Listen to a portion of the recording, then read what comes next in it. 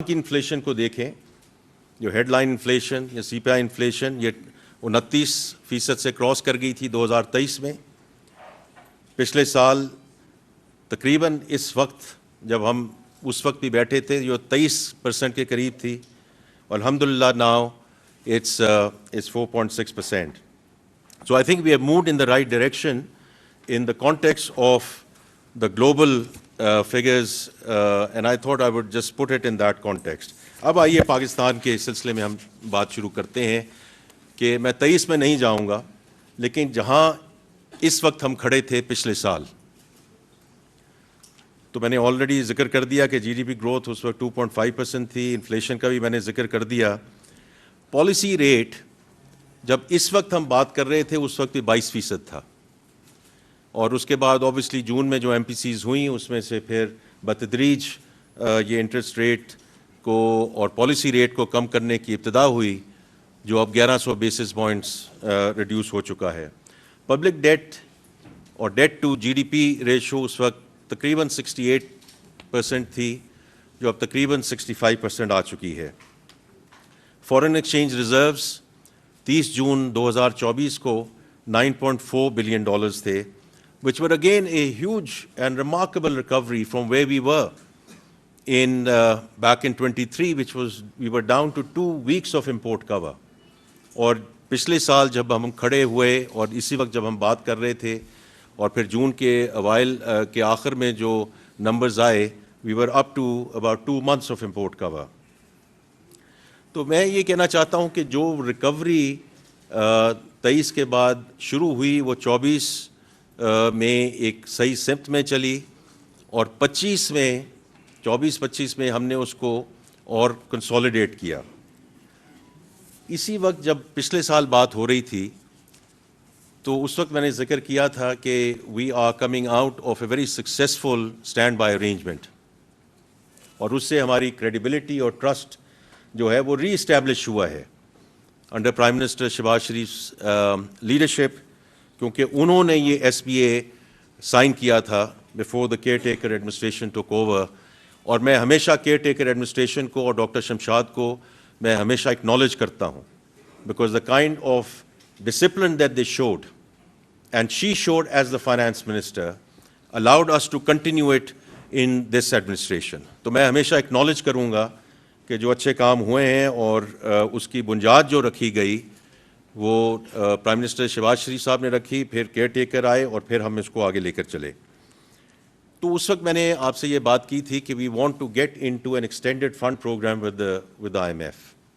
And I repeatedly mentioned کہ اس کی 2 وجوہات ہیں.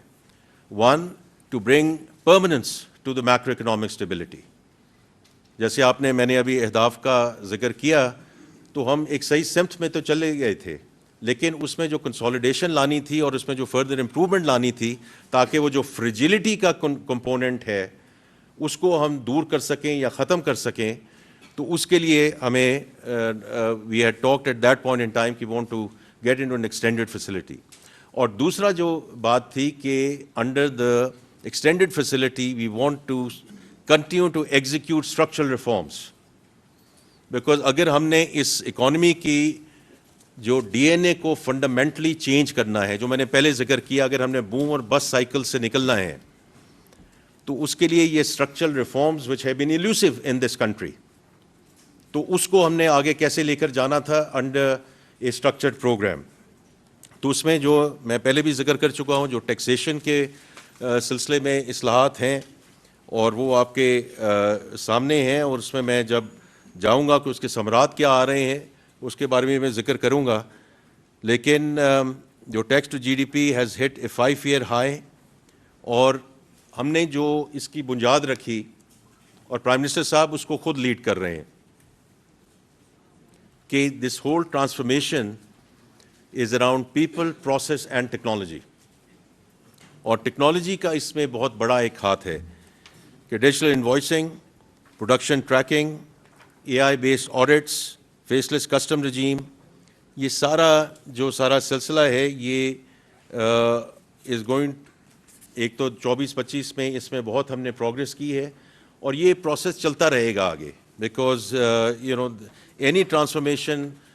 takes 2 to 3 years, and I do think we've done a good job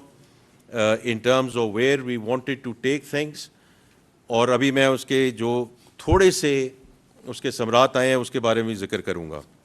جو انرجی ریفارم ہے اس میں لغاری صاحب اور اب علی پرویز صاحب اس کو بہت تندہی سے آگے لے کر چل رہے ہیں. لیکن پاور سیکٹر ریفارمز کی اگر میں ذکر کروں تو اس میں جو ریکوریز ہیں they have been remarkable in terms of the progress that we have made in 1 year. اور اسی طرح industrial household energy tariffs کو جو کاٹا گیا, جو بورڈز لگائے گئے in terms of the DISCOs جو اب